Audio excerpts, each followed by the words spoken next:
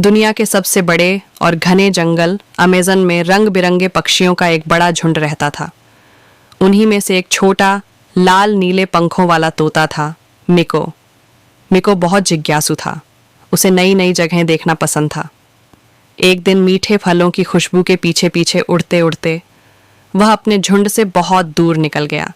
जब उसने पीछे मुड़कर देखा, ना कोई दोस्त, ना कोई परिवार, सिर्फ घना जंगल और अजीब आवाज़ें।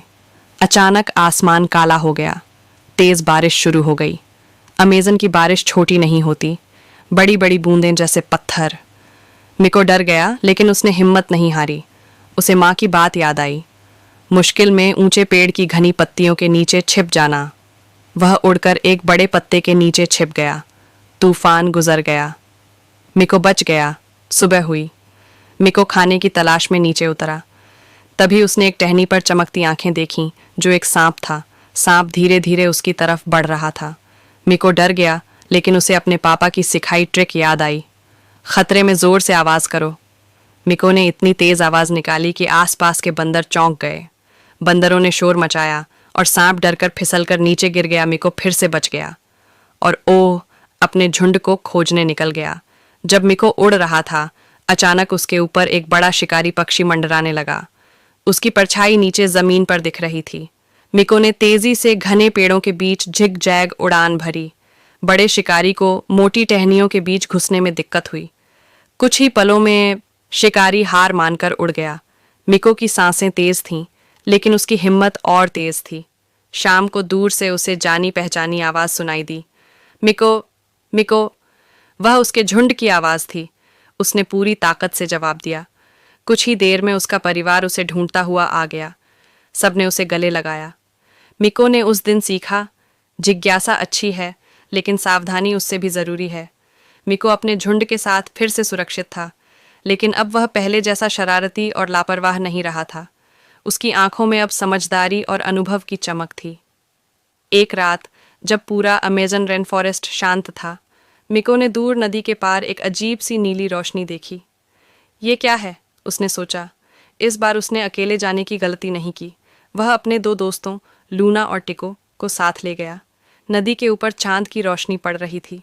नीली चमक पानी के बीचों बीच से आ रही थी। अचानक पानी में हलचल हुई। एक बड़ा मगरमच्छ सतह पर आया।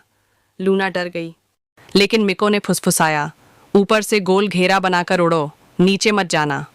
तीनों ने ऊंची उड़ान भरी और सुरक्षित दूसरी तरफ पहुंच गए। रोशनी एक पुराने विशाल पेड़ से आ रही थी। उसकी जड़ों के पास नीले चमकते फूल खिले थे। टिको बोला, ये तो जादू है। तभी झाड़ियों से कराहने की आवाज आई। एक छोटा बंदर बेलों में फंसा हुआ था। शायद ओह भी चमकते फूलों की खुशबू के पीछे आया था। मिको को अपना पिछला अनुभव याद आया। डर तो था, लेकिन अब वह समझदार था। उसने दोस्तों से कहा, तुम निगरानी रखो, मैं बेल काटने की कोशिश करता हूँ।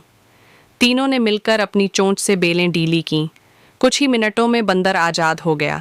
तभी नीली रोशनी और तेज चमकी, जैसे जंगल खुद उनकी बहादुरी पर खुश हो। बंदर बोला, ये पेड़ जंगल का रक्षक है। जो मदद करता है, उसे ये रोशनी रास्ता दिखाती है। अगली सुबह मिको उस पेड़ को देख रहा था। नीली रोशनी वाला पेड़ अब मिको का पसंदीदा स्थान बन गया था। एक शाम वह फिर से उसी पुराने विशाल पेड़ के पास पहुंचा। वही पेड़ जो अमेज़न रेन फॉरेस्ट के दिल में खड़ा था। लेकिन आज कुछ अलग था। पेड़ के चारों ओर नीली रोशनी गोल गोल घूम रही थी। हवा अचानक ठंडी हो गई और ज़मीन पर एक चमकता हुआ गोल चक्र बन गया। ये क्या हो रहा है? मिको ने फुसफुसाया। अचानक तेज़ रोशनी हुई और मिको उस चक्र के बीच खिंच गया। जब रोशनी खत्म हुई, मिको ने खुद को एक अलग दुनिया में पाया। पेड़ बहुत बड़े थे, हवा भारी थी और दूर से ज़मीन हिलने की आवाज़ आ रही थी। एक विशाल डायनासोर वहाँ से गुजरा। मिको समझ गया, वह हज़ारों साल पीछे आ चुका है।